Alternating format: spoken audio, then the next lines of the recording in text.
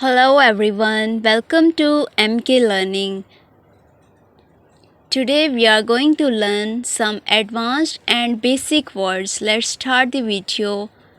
Don't use simple words, use advanced words. Instead of saying worn out, you can say clapped out. You should avoid using some basic words. You must use advanced words. Instead of saying nonsense, you can say claptrap. Instead of saying well informed, you can say clued up.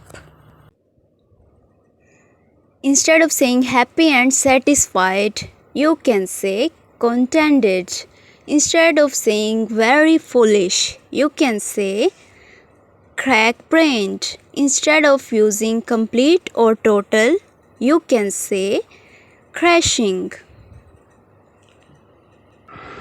Instead of saying sad and disappointed, you can say crestfallen.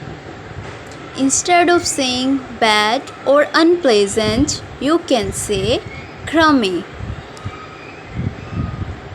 Thank you for watching MK Learning. If you like this video, don't forget to give a thumbs up and to share my video, and must subscribe my YouTube channel.